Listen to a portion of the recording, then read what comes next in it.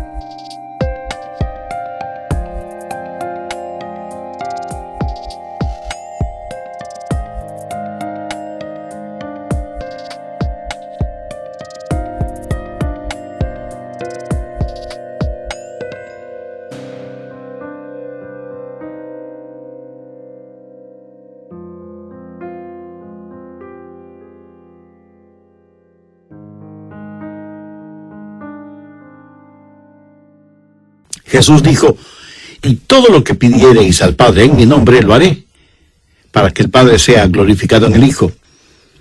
Dios quiere glorificar a su Hijo, el Señor Jesucristo, y esa es la razón por la que debemos orar en su nombre. Y Jesús ratifica esa realidad al decir, si algo pidiereis en mi nombre, yo lo haré. Ahora vayamos al capítulo 16, versos 23 y 24, en donde Jesús hace énfasis en el mismo asunto. En aquel día no me preguntaréis nada. De cierto os digo, que todo cuanto pidiereis al Padre en mi nombre, os lo dará. Hasta ahora nada habéis pedido en mi nombre. Pedid y recibiréis, para que vuestro gozo sea cumplido.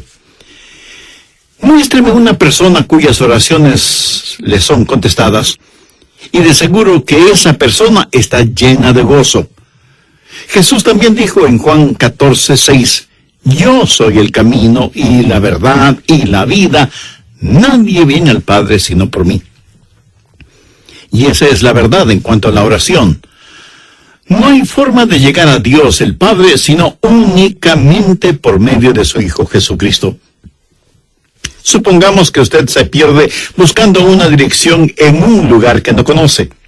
Así que detiene a una persona en la calle para que le ayude, y esa persona le dice, vaya derecho 3 cuadras más, luego vire a la derecha, verá una casa blanca con una cerca de madera, entonces vire a la izquierda, y esa es una calle sin salida. Recorra 3 cuadras más, vire a la derecha, y usted le interrumpe y le dice, un momentito, por favor, no puedo recordar todo eso, déjeme anotarlo. Y la persona que le está dando las direcciones le dice, ¿sabe qué? Yo estoy yendo en la misma dirección, permítame guiarle. Usted únicamente sígame. Esa persona no solo le señala el camino, sino que, por así decirlo, se vuelve el camino. Jesús no indica el camino, Jesús es el camino hacia el Padre, y cuando usted ora en el nombre de Jesús, Él le lleva a la presencia del Padre. Anota Efesios 2:18. Porque por medio de Él los unos y los otros tenemos entrada por un mismo Espíritu al Padre. ¿Qué significa orar en el nombre de Jesús? Significa orar con su autoridad. Cuando usted pone su firma en un cheque y se lo da a alguien, esa persona va al banco y lo efectiviza. El banco le entrega la cantidad de dinero estipulada en el cheque, porque ese cheque lleva su nombre, lleva su firma, y con su firma usted le autoriza al banco la entrega de ese dinero. Trate de ir a cualquier banco y hacer efectivo un cheque que no tiene ninguna firma, y le aseguro que estará metiéndose en profundos problemas. Cuando pedimos en el nombre de Jesús, no estamos simplemente rociando con algún polvito mágico oraciones al decir en el nombre de Jesús, abracadabra, que lo que he pedido se haga. No es así de ninguna manera. Orar en el nombre de Jesús significa, primero, obedecer su mandato. Segundo, hacer algo aprobado por Él. Tercero, saber que eso le dará honor y gloria a Él. Y cuarto, saber que el Padre será glorificado por lo que hacemos en el nombre de Jesús. Si usted ora sin usar el nombre de Jesús legítimamente, no tiene ninguna razón para esperar que su oración sea contestada.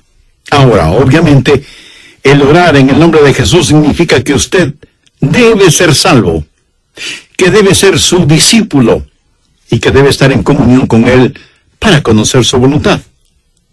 No solo ora en el nombre de Jesús, sino que también ora en el Espíritu. Veamos Efesios 6:18. Orando en todo tiempo, con toda oración y súplica en el Espíritu, y velando en ello con toda perseverancia y súplica por todos los santos. Así como se debe orar en el nombre de Jesús, hay que orar en el Espíritu. Casi al final del Antiguo Testamento hay un versículo muy interesante. Busque Zacarías 12:10.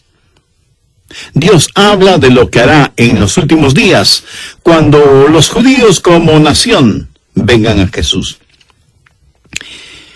Y derramaré sobre la casa de David y sobre los moradores de Jerusalén espíritu de gracia y oración, y mirarán a mí, a quien traspasaron, y llorarán como se llora por hijo unigénito, afligiéndose por él como quien se aflige por el primogénito. Hay muchas cosas maravillosas en este versículo, pero lo que más me bendice es que Dios dice que hay un espíritu, el Espíritu Santo, que es el espíritu de gracia y de oración. ¿Tiene usted dificultades al orar? ¿Sabe por qué? Porque no está lleno del Espíritu. Porque cuando lo esté, la alabanza y la oración fluirán de su espíritu. Usted estará constantemente alabando a Dios y constantemente suplicando en oración. Dios dice que un día Él va a derramar su espíritu de gracia y oración sobre los judíos, pero Él ya ha derramado su espíritu de gracia y oración sobre usted. Por lo tanto, usted debe orar en el Espíritu. En la pequeña epístola de Judas, el verso 20, dice, pero vosotros, amados, edificando sobre vuestra santísima fe, orando en el Espíritu Santo. ¿Había notado eso? ¿Cómo se desafía usted mismo? Orando en el Espíritu Santo. ¿Por qué es tan importante orar en el Espíritu? Bien, sabemos que cuando oramos en el nombre de Jesús, oramos con autoridad. Pero cuando oramos en el Espíritu, oramos con fortaleza para que Él nos ayude. Déjeme, le muestro algo en Romanos 8:26. Y de igual manera, el Espíritu nos ayuda en nuestra debilidad, pues que hemos de pedir como conviene, no lo sabemos. Pero el Espíritu mismo intercede por nosotros con gemidos indecibles. Mi amigo, esto significa que cuando usted ora, no lo puede hacer sin el Espíritu, y Él no lo hará sin usted. Es el Espíritu el que ora, y Él hace por usted lo que usted no puede hacer por usted mismo. El Santo Espíritu de Dios inspira, guía, pone energía y sostiene nuestras oraciones. Nuestro espíritu humano es débil, y aunque el espíritu esté dispuesto, nuestra carne es débil. Por lo tanto, el Espíritu Santo nos ayuda en nuestra debilidad. No hay ninguno de nosotros que alguna vez no haya dicho, fallé en mi vida de oración. Ojalá pudiera orar más. ¿Por qué no puedo hacerlo? Le diré por qué no oramos más. Francamente, porque somos débiles. Pero nuestra debilidad no debe convertirse en incapacidad, sino más bien en fortaleza, porque la Biblia dice que cuando somos débiles, somos fuertes. Si aprendemos a depender en el Espíritu Santo, quien nos ayuda en nuestras debilidades, inspirándonos, guiándonos y capacitándonos. Más aún, Él nos ayuda en nuestra ignorancia. Pues ¿qué hemos de pedir como conviene? No lo sabemos.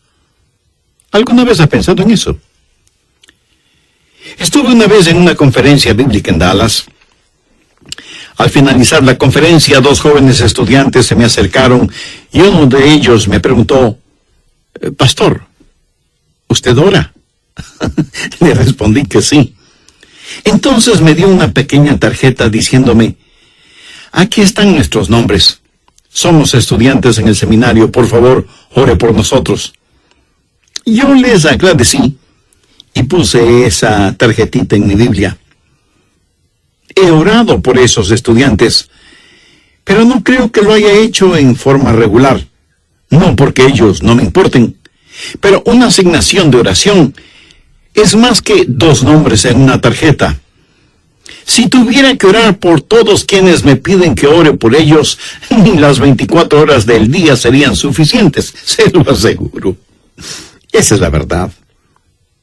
Si usted trata de orar por todos y por todo, su oración, en vez de ser un caudaloso río, se convertirá en un estancado pantano. La oración, para que sea poderosa, tiene que ser canalizada. Cuando alguien me dice que está orando por mí, me siento increíblemente bendecido. Y hay hermanos que me dicen que oran por mí diariamente, y doy gracias a Dios que muchos oran por mí. Pero me entristece la realidad de que hay millones de seres humanos por los cuales nadie ora. Ahora escúcheme. Yo no deseo estar en la lista de oración de alguien, a menos que el Espíritu Santo haya puesto primero mi nombre en el corazón de la persona que dice que ora por mí. Y cuando usted está orando por otras personas en forma individual, muchas veces no sabrá cómo orar por ellos. Por ejemplo, su tía Rosita está enferma, y usted ora, «Señor, restaura la salud de tía Rosita». ¿Cómo sabe que Dios no está preparando a tía Rosita para llevársela al cielo? Y usted ora para que tía Rosita todavía se quede en la tierra, mientras que, de acuerdo a Juan 17:24, Jesús ora y dice, «Padre, aquellos que me has dado, quiero que estén donde yo estoy». ¿Dónde está Jesús? En el cielo. ¿Dónde está la tía Rosita? Todavía en la tierra. En las reuniones de oración, más se ora para que la gente sea sanada que lo que se ora para que la gente sea salvada. Parece que estamos más interesados en mantener a los salvos fuera del cielo que a los perdidos fuera del infierno. No sabemos orar como debemos orar. Cuando Saulo perseguía a los seguidores de Cristo, antes de que fuera el apóstol Pablo, me pregunto, ¿qué oraba la iglesia en relación con Saulo? Si yo hubiera vivido en esa época, seguro que hubiera orado, «Señor, mira cómo este Saulo nos persigue. Elimínalo, evapóralo, Señor, haz algo con él». Y ciertamente, Dios hizo algo con él, pero no precisamente como se lo pedimos. Dios lo transformó en el poderoso apóstol Pablo. A veces no sabemos ni lo que pedimos. Por eso el Espíritu Santo que intercede por nosotros dice, «Señor, esto es lo que Adrián está pidiendo, pero esto es lo que en realidad necesita». El Santo Espíritu de Dios nos ayuda en nuestras debilidades cuando nosotros no sabemos cómo orar, por qué orar, o cuando no tenemos la fortaleza, ni la energía, ni el deseo de orar. E intercede con nosotros, como la Biblia lo dice en Romanos 6:26, pero el Espíritu mismo intercede por nosotros con gemidos indecibles. Ni usted ni yo, nadie puede orar como el Espíritu Santo puede hacerlo. Y la expresión gemidos indecibles era utilizada para describir los dolores de una mujer dando a luz. Eso, mi amigo, es orar en el Espíritu. Intercede por nosotros con gemidos indecibles, porque muchas veces nosotros no sabemos qué pedir. Algunos años atrás, yo viví la experiencia de un profundo dolor emocional y espiritual a tal grado que no podía ni siquiera articular una sencilla oración. Lo único que podía hacer era quejarme. Pero el Santo Espíritu de Dios escuchó mi oración y Él llevó mi dolor, mi súplica, hasta el trono de la gracia y la misericordia de Dios. Entonces usted ora primero en el nombre de Jesús, segundo en el Espíritu Santo. Para orar en el nombre de Jesús, usted tiene que ser salvo, y para orar en el Espíritu, usted tiene que ser lleno del Espíritu Santo de Dios. Tercero, usted debe orar en obediencia a Dios. Es una malvada necedad el esperar que Dios escuche sus oraciones cuando usted no está viviendo en obediencia a Él. Lo triste es que hay personas que tienen la idea de que Dios les bendecirá, aún en su desobediencia. Razone esto un instante. Si usted está viviendo una vida de desobediencia, y aún así Dios contesta sus oraciones, ¿qué es lo que Dios está haciendo? Está animando y recompensando su pecado. Pero escúcheme, Dios le ama demasiado como para hacer eso. Veamos el Salmo 66. Quiero mostrarle algo. Salmo 66, verso 18. Este es un versículo que debería estar subrayado en su Biblia. Si en mi corazón hubiese yo mirado la iniquidad, el Señor no me habría escuchado. Ahí lo tiene, en blanco y negro y bien impreso. Y usted no tiene que ser un científico aeroespacial para entender eso, ¿verdad? Muchos hablan de las grandes promesas en la oración. Bien, esta es una promesa. Si en mi corazón hubiese yo mirado la iniquidad, el Señor no me habría escuchado. Ahora, note que no dice, si hubiera pecado, Dios no me escucharía. Dios no le escuchará a usted. Dios no me escuchará a mí. Dios no escuchará a nadie que tenga iniquidad en su corazón. Iniquidad significa el hacer trato con el pecado, sentirse en paz haciendo el pecado. Y si yo tengo cualquier iniquidad en mi corazón, Dios no me escuchará. Ora usted a Dios. Si tiene algún pecado en su corazón, ¿cómo puede esperar que Dios le escuche? Para que Dios le escuche, usted tiene que arrepentirse de sus pecados y tener a Jesús como su Salvador y Señor. De vez en cuando alguien me dice, pastor, Dios me ha dado la habilidad de decir hermosas oraciones. Y si Dios mismo me ha dado esa habilidad, quiero decir que Él está impresionado con mis oraciones. Mi amigo, hay una buena palabra griega para describir lo que usted está diciendo. Tontería. Escúcheme, Dios no se impresiona con sus oraciones, pero sí se impresiona con su necedad. Veamos lo que dice Isaías 1:13. No me traigáis más vana ofrenda. ¿Sabe usted lo que es una vana ofrenda? Es solo una oración vacía.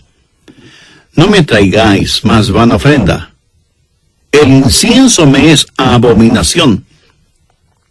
Aquí ellos estaban en el templo quemando incienso, ofreciendo incienso en el altar. No me traigáis más vana ofrenda, el incienso me es abominación, luna nueva y día de reposo, el convocar asambleas, no lo puedo sufrir, son iniquidades vuestras fiestas solemnes. ¿Qué es lo que Dios está diciendo aquí? Que todo lo que ellos hacían como parte de su religión, Él lo detestaba. Y en Isaías 1, los versos del 15 al 17, leemos, cuando extendáis vuestras manos, yo esconderé de vosotros mis ojos. Asimismo, cuando multipliquéis la oración, yo no oiré. Llenan están de sangre vuestras manos. Lavaos y limpiaos. Quitad la iniquidad de vuestras obras de delante de mis ojos. Dejad de hacer lo malo, aprended a hacer el bien. Buscad el juicio, restituid al agraviado, haced justicia al huérfano, amparad a la viuda. Veamos ahora Isaías 59:1. He aquí que no se ha cortado la mano de Jehová para salvar, ni se ha agravado su oído para oír. Dios no se ha vuelto manco ni sordo, pero vuestras iniquidades han hecho división entre vosotros y vuestro Dios, y vuestros pecados han hecho ocultar de vosotros su rostro para no oír. ¿Ha leído alguna vez algo del libro de Esdras? Vayamos al capítulo 9, verso 6. Esdras está orando y dice: Dios mío, confuso y avergonzado estoy para levantar, oh Dios mío, mi rostro a ti, porque nuestras iniquidades se han multiplicado sobre nuestra cabeza, y nuestros delitos han crecido hasta el cielo. Mi amigo, debemos orar en obediencia. Para resumir un poco todo esto, vamos a la primera epístola de Juan. No el Evangelio de Juan, sino la primera epístola de Juan, capítulo 3, verso 22.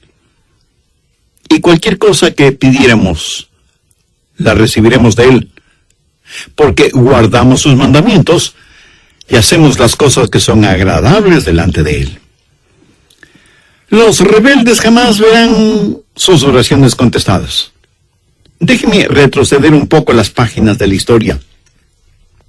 ¿Recuerda cuando Israel había conquistado Jericó? Y tuvieron que pelear contra un pequeño pueblito. No era ninguna gran ciudad. Un pueblito llamado Ai. Apenas 3 letras, H-A-I, Ai. Y sin embargo, los israelitas tuvieron que huir, como se dice vulgarmente, con el rabo entre las piernas, ignominiosamente derrotados. Y Josué tiene que ir y postrarse delante de Dios y preguntarle cómo pudo permitir que tal cosa sucediera. Mire lo que le contestó Dios en Josué 7, los versos 10 y 11. Y Jehová dijo a Josué: levántate, ¿por qué te postras así sobre tu rostro? Israel ha pecado. ¿Qué está diciendo?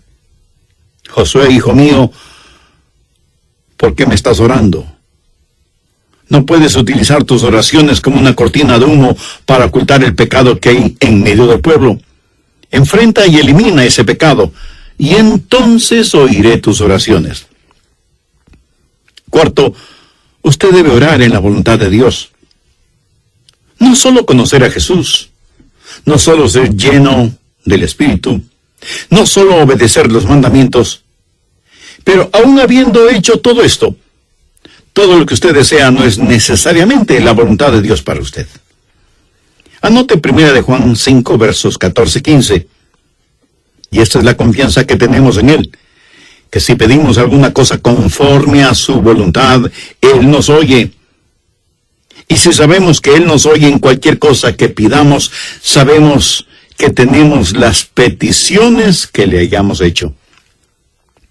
Orar en la voluntad de Dios. Y usted no encuentra la voluntad de Dios simplemente por adivinación. Pastor, ¿cómo voy a conocer la voluntad de Dios? Bien, permítame hacerle una pregunta. ¿Quiere en realidad saberlo? Y usted me responde: bueno, no sé si quiera saberlo o no. Entonces le haré otra pregunta. ¿Quiere hacer la voluntad de Dios? Y usted me responde: sí, claro que sí. ¿La quiere hacer realmente? Quiero decir, si Dios le dijera este mismo momento: hay algo que deseo que hagas, ¿lo haría? ¿Sabe usted cuál sería la primera pregunta debido a nuestra naturaleza humana? ¿Qué es, Señor? Esa no debería ser la primera pregunta o la primera respuesta. Usted no puede contestar una pregunta con otra pregunta. Usted debe contestar esa pregunta con una afirmación. Adrián, hay algo que quiero que hagas. ¿Lo harás? Yo debo contestar: Sí, Señor, lo haré. ¿Qué es lo que quieres que haga? Mira, la manera de conocer la voluntad de Dios no es sabiendo lo que es, sino comprometiéndose a hacerla aún antes de saber lo que es. Eso es confianza. Sencillamente diga, Señor, estoy listo, y haré lo que quiera que tú quieras que haga. Y aunque esa frase pueda trabar nuestra lengua, destraba nuestra capacidad de obediencia. Debo admitir que muchos tienen temor de la voluntad de Dios.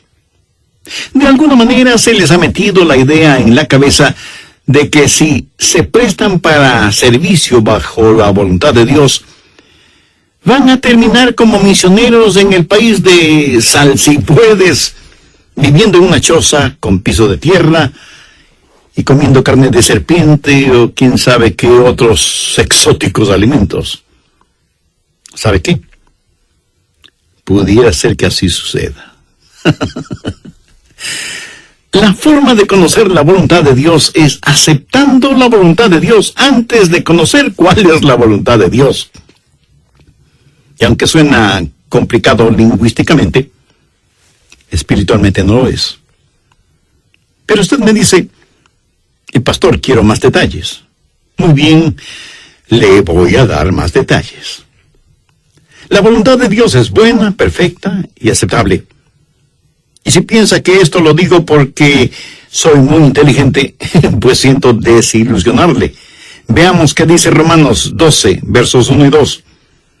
Así que, hermanos, os ruego por las misericordias de Dios, que presentéis vuestros cuerpos en sacrificio vivo, santo, agradable a Dios, que es vuestro culto racional. No os conforméis a este siglo, sino transformaos por medio de la renovación de vuestro entendimiento, para que comprobéis cuál sea la voluntad de Dios, agradable y perfecta. Usted no necesita saber nada más que esto. La voluntad de Dios es buena, agradable y perfecta. Preséntese usted mismo como un sacrificio vivo y santo delante de Dios, y usted, sin ninguna sombra de duda, conocerá y comprobará que la voluntad de Dios es siempre buena, agradable y perfecta. La oración no es para manipular la voluntad de Dios, para que se amolde a la suya. Es descubrir la voluntad de Dios y meterse de cabeza en ella. Pero escúcheme con atención.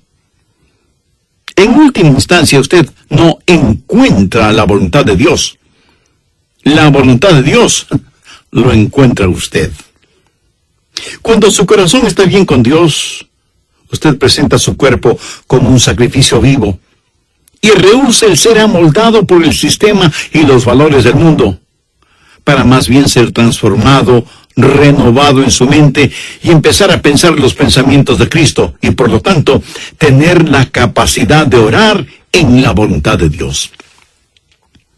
Quinto, orar en comunión con los creyentes. Por favor, busque el Evangelio de Marcos, capítulo 11, los versos 25 y 26. Y cuando estéis orando, perdonad si tenéis algo contra alguno, para que también vuestro Padre que está en los cielos os perdone a vosotros vuestras ofensas. Porque si vosotros no perdonáis, tampoco vuestro Padre que está en los cielos os perdonará vuestras ofensas. Mi amigo, no se olvide que un pecado no perdonado es la más formidable barrera contra la oración. Tantas personas se preguntan por qué sus oraciones no son contestadas cuando están guardando tremendos resentimientos en su corazón. Le pregunto, ¿ese resentimiento, ese enojo, vale la pena tenerlo? Lo que es peor, ¿vale la pena ir acumulándolo, guardándolo, hasta que por fin estalla, hiriendo no solo a quienes motivaron ese enojo, sino a usted mismo? La satisfacción carnal de guardar un resentimiento contra alguien no vale de ninguna manera la pena, porque impide que nuestras oraciones sean contestadas. Escuché de una pequeña niña que una noche, por haberse portado mal, su mamá le mandó temprano a la cama. Pero antes de acostarse, la niña debía orar. Ella así lo hizo.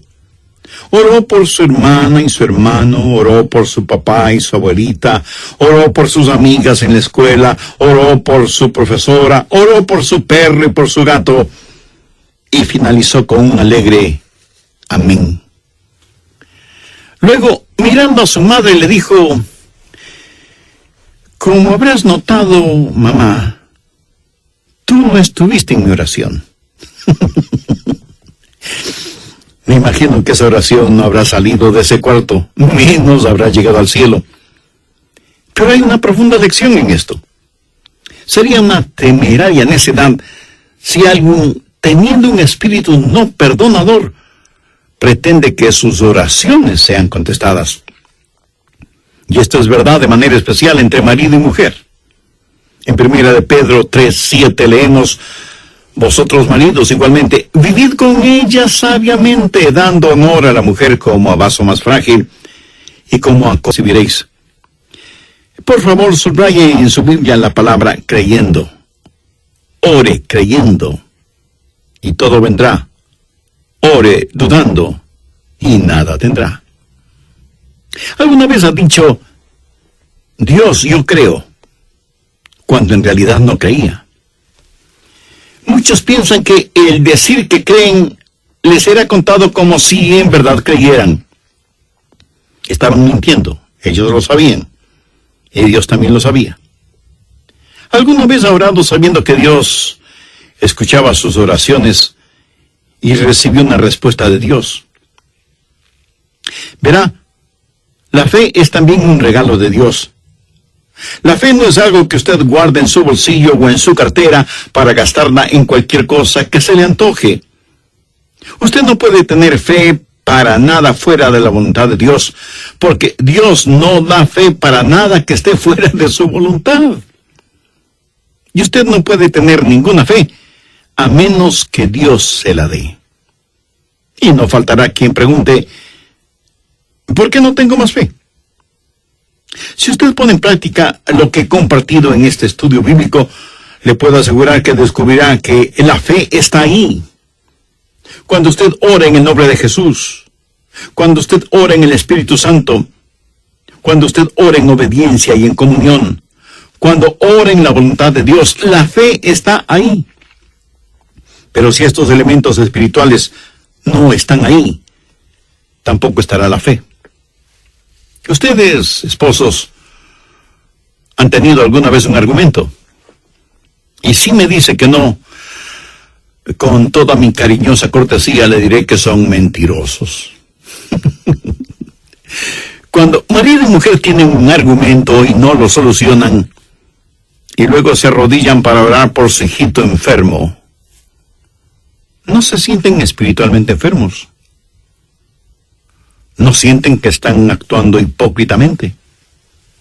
Saben que sus oraciones no se elevarán ni un centímetro del piso y por lo tanto jamás llegarán al cielo. No tienen ninguna fe como para que sus oraciones sean contestadas. Cuando sus corazones sean justos, puros y limpios y palpiten al mismo compás espiritual, entonces tendrán fe. Y al tener fe, esa fe será el combustible para transportar su oración hasta el trono de la gracia de Dios. Jorge Muller, de Bristol, Inglaterra, fue un gran siervo de Dios y un poderoso hombre de fe. Él tenía un diario personal en el cual anotaba todas las instancias de oraciones contestadas y llegó a registrar 25,000 oraciones contestadas, algunas de ellas increíblemente milagrosas, imposibles de explicarlas, aparte de la intervención de Dios. Alguna vez alguien le preguntó a George Muller: ¿cuál es el secreto para que las oraciones sean contestadas? ¿Sabe cuál fue su respuesta? Tenga fe en Dios. Tenga fe en Dios. Ahora, yo no creo que él dijo tenga fe en Dios, sino que dijo tenga fe en Dios. Verá, En realidad no es una gran fe la que necesitamos, sino que necesitamos tener fe en un gran Dios. Fe no es solo un sentimiento positivo, ni el que usted se vuelva frenético o fanático.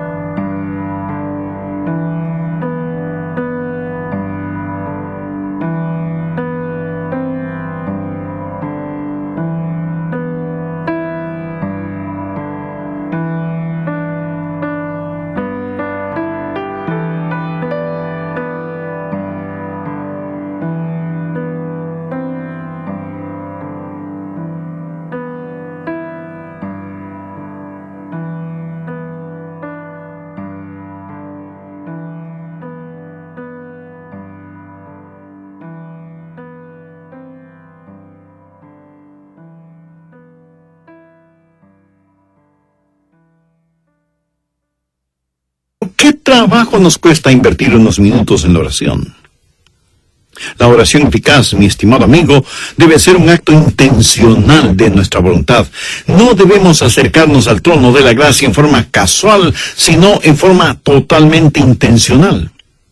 Seguramente entre quienes me escuchan habrá quienes, a pesar de ser religiosos, este asunto de la oración es muy secundario en sus vidas. Ahora, si usted aún no es salvo, mayor razón para que ore a Dios. Lo puede hacer este mismo momento diciendo con sus propias palabras algo como la siguiente oración. Dios eterno, reconozco que soy una persona que no me ha acercado a ti en oración, sino en raras ocasiones.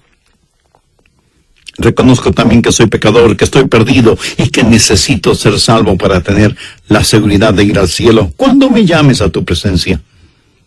Señor Jesús, creo que eres el Hijo de Dios y que entregaste tu vida y derramaste tu sangre en la cruz para, por medio de tu sacrificio, pagar la deuda de mis pecados, perdonarme, limpiarme y salvarme.